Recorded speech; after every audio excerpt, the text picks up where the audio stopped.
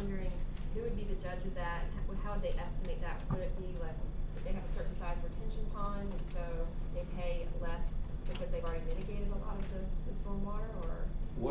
What we propose to do is, as we sort of get into this and develop more data and information, look at the best models that exist for credits and incentives to folks. That, for instance, there's an existing shopping center with what was customary at the time, a large uninterrupted parking lot.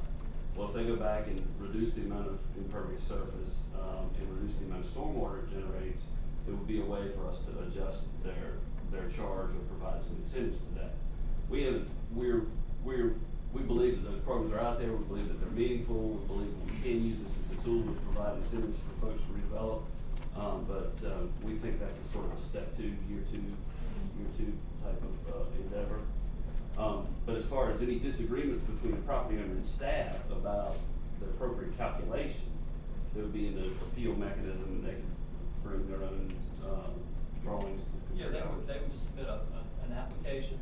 They would have to have a surveyor, somebody who's actually going to survey the actual property, give it to us.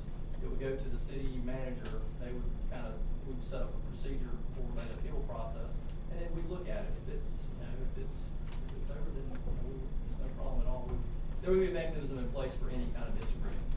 And there's a current stormwater appeal board, so would that be the same body that would go through that appeals process, or no?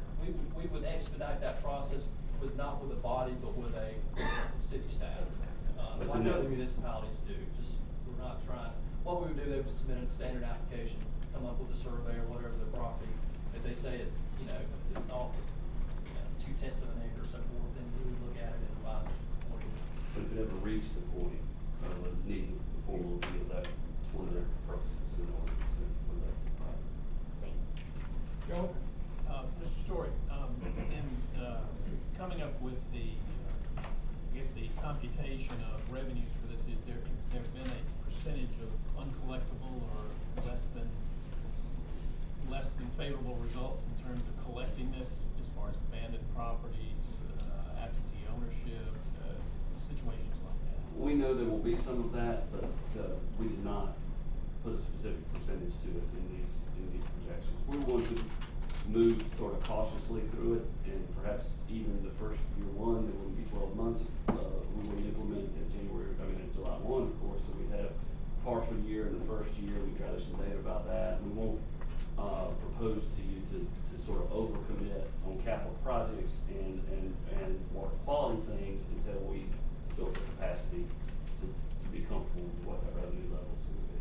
I do have one request. In your outline here, you said the cost of the new fee system will likely be partially offset by $1 million of property tax relief as the current county stormwater mill is lifted from properties in the city. I'd like to have some assurance that that will indeed be true the next time you present this to the council. Yes, sir.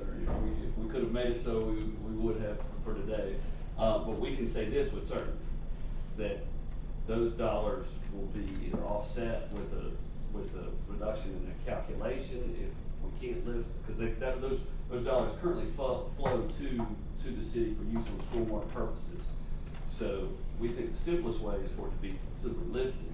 But if it's not lifted, then we can adjust the revenue rates on the utility downward by that amount. So one way or the other, we can achieve it. Mr. Mayor, one comment, and I would like to commend Mr. Story and his staff for looking at the residential size and changing it. Initially, we just had one flat fee for any resident, but going back and adjusting that, we appreciate it. Well, we think ultimately that the fee should be as accurate and property specific as we can possibly get. And there are other communities, for instance, Charlotte, North Carolina, which has had a utility for 15 years or so, it's down to the individual square foot. In other words, if you, for instance, expanded your driveway, it would alter, or vice versa. We just don't think the cost benefit from where we are today justifies an analysis of those 12,000 parcels. But with the technology advancements, it might be something that we could get even more precise going forward. Thank you. Thank you, Chris. Jay.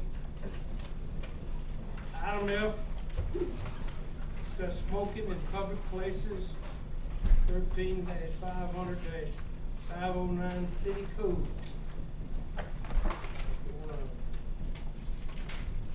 Move forward, City Manager.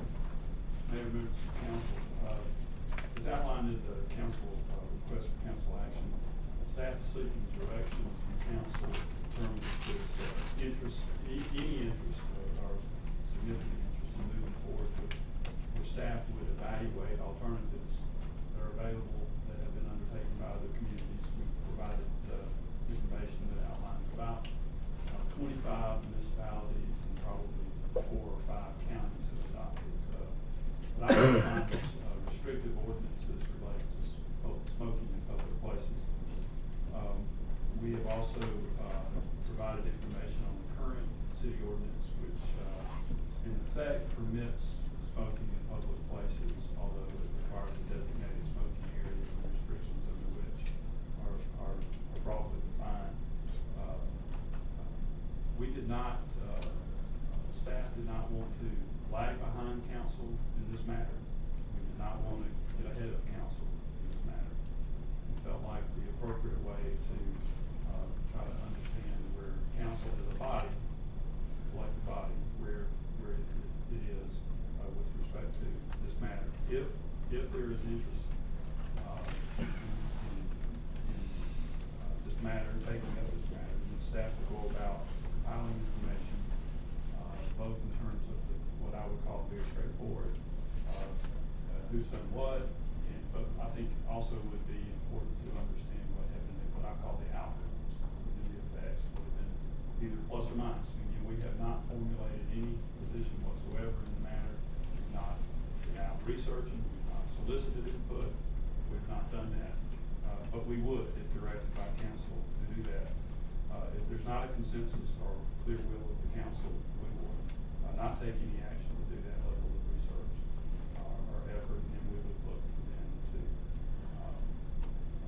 for council at some point in which there is direction and interest on council as a body, we would take the matter up and come back at that time and move forward.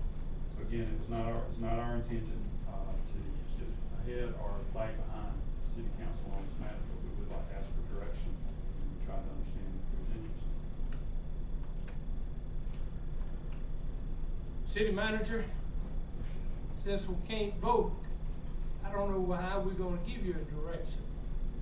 So unless it's just personally each one, how they feel about it, I think. Well, I think I can get a read from council if there's, again, I'm gonna have to ask council to either, you can either advise, I can get that sense of council, but again, it needs to be the collective council body to give direction. And if there's not a consensus, then if I'm not hearing some direction to move forward with council, then I'll take that and I will, that will be my read and sense of it, unless the circumstances change. We won't bring it back before council asks direction. Well, the way I feel about it, I think it's time we proceeded. Linda? Okay, in I think it was 94, did we